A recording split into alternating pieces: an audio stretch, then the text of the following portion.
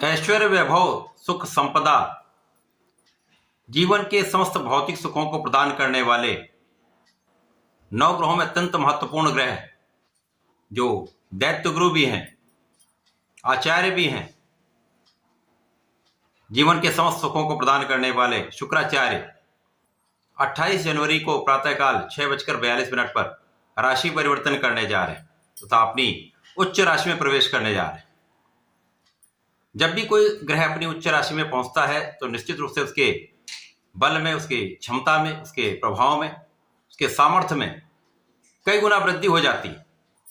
तो ये अत्यंत सकारात्मक परिवर्तन होने जा रहा है, परंतु यहाँ पर ये राहु के साथ युति प्रभाव में भी होंगे, जिसके कारण कुछ विशेष योग बन रहे हैं। कुछ सावधानियां भी रखनी होंगी जो समस्त राशि के जातकों के लिए अत्यंत आवश्यक होंगी। जय श्री गणेश, नमस्कार। मैं आचार्य संजय द्विवेदी। मेरे समस्त प्रबुद्ध दर्शकों का मेरे चैनल पर हार्दिक स्वागत है। प्रिय दर्शकों, आज मैं शुक्राचार्य के राशि परिवर्तन प्रभाव को लेकर आपके सम्मुख उपस्थित हूं। शुक्राचार्य जब राशि परिवर्तन करते हैं तो लगभग इनका गोचर काल 1 माह का होता है। अब जब ये 28 जनवरी को अपनी राशि का परिवर्तन कर लेंगे, अपनी उच्च राशि पहुंचेंगे, तो निश्चित रूप से ये अलग अलग राशि के लिए अलग अलग भाव में होगा, अलग अलग स्थानों पे होगा, उसी के अनुसार ही परिणाम की प्राप्ति होगी।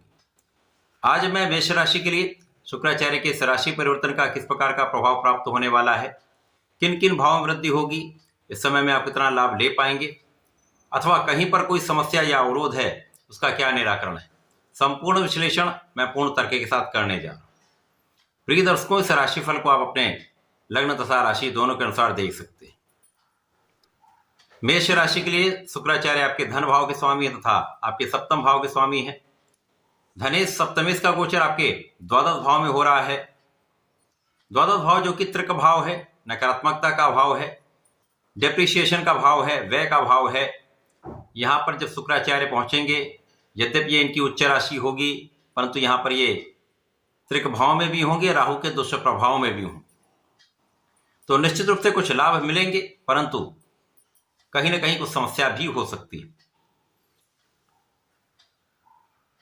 प्रिय दर्शकों, कुंडली का जो द्वादश भाव है वहां पर शुक्राचार्य को कार्यकत्व प्राप्त है और यहां पर ये अपनी उच्च राशि में होंगे, जहां पर इनका बल कई गुना बढ़ने वाला है। और राहु के साथ भी ये मित्रवत भाव में होते हैं, राहु के गुरु हैं, परंतु जो राहु का नैसर्गिक प्रभाव है उसमें जो नकारात्मकता है वो अवश्य प्राप्त होगी। इस समय में आपका ऐश्वर्य, वैभव, धन, संपदा में वृद्धि अवश्य होगी। धन निश्चित रूप से बढ़ेगा। इस समय आपको वैवाहिक सुख प्राप्त होगा, सुखों में वृद्धि होगी, परंतु यहां पर व्यय में भी वृद्धि होगी। यहां पर आपके व्यसन में भी वृद्धि हो सकती है। यहां पर भोग विलास की अधिकता के कारण समस्याएं हो सकती हैं। भोग की अधिकता रोग का कारण बन सकती है। इसी प्रकार से व्यसनों का त्याग करेंगे तो समस्याओं से बचेंगे। किसी भी स्त्री का अपमान ना करें। विशेष रूप से इस समय स्त्रियों से होने वाले विवाद से आपको दूर रहना चाहिए। यदि ऐसा आप करते हैं तो बहुत सारी समस्याओं से बचेंगे, कष्टों से बचेंगे, कानूनी समस्याओं से आप बच जाए। यहां पर व्यय से भी आप बचेंगे, अनावश्यक व्यय कम हो जाएगा। अब चूंकि ये आपके धन भाव के स्वामी हैं तो निश्चित रूप से इस समय में धन वृद्धि का आपको अवसर मिलेगा। यात्राएं हो सकती हैं, यात्राओं में विशेष रूप से आपको लाभ भी प्राप्त होगा। विदेशी यात्राएं विशेष रूप से लाभान्वित करने वाली होंगी। वर्तमान समय में यदि हम देखें तो लग्नेश का गोचर पराक्रम के भाव में है। यहाँ पर ये अपने ही भाव में पराक्रम के कारक होकर पराक्रम के भाव में है, तो विशेष रूप से प्रभावशाली समय है। तो इस समय में आपका परिश्रम भी श्रेष्ठ होगा। परिश्रम आपके लिए लाभ देने वाला होगा, परिश्रम का संपूर्ण लाभ मिलेगा, तो कार्य क्षेत्र में उन्नति का योग बनेगा। इस समय में जीवन साथी के साथ सामंजस्य अच्छा रहने वाला है। वैवाहिक योग बनेंगे, विवाह का सुख मिलेगा तथा यहां पर जीवन साथी के साथ सामंजस्य बहुत अच्छा रहने वाला है। इसी प्रकार से इस समय में यदि आप साझेदारी में कोई कार्य करते हैं, किसी व्यापार में हैं अथवा किसी प्रोफेशन में हैं, तो इस समय में लाभ निश्चित रूप से बढ़ेगा। धन आपको प्राप्त होगा, आपकी इनकम में वृद्धि होगी, परंतु कहीं ना कहीं एक भ्रम की स्थिति, चाहे वो आपके पारिवारिक भाव में हो, चाहे वो आपके व्यापारिक भाव में हो, साझेदारी के भाव में, एक भ्रम की स्थिति यहां पर हो सकती है। राहु भ्रम के कारक है, तो ये कहीं ना कहीं ऐसी स्थितियां बन भी जाती। तो इन स्थितियों से बचना आपके लिए श्रेयस्कर होगा। तो प्रयास ये करें, पूर्ण रूप से बुद्धि बल का उपयोग करते हुए अपने संपूर्ण कार्यों को आप संपन्न करें। किसी दूसरे के बहकावे में ना आए, तो बहुत सारी समस्याओं से आप बच जाएंगे। बाकी इस समय में जीवन साथी का सहयोग भी मिलेगा, साझेदारों का सहयोग मिलेगा, तथा इस समय में आपके किए गए प्रयत्न सफल रहने वाले। इस समय कुछ रोग हो सकते हैं, तो खाने पीने पर पूर्ण नियंत्रण रखना चाहिए। इस समय बाहर के खाने से विशेष रूप से आपको बचना चाहिए। मौसम के रोगों की संभावना अधिक है।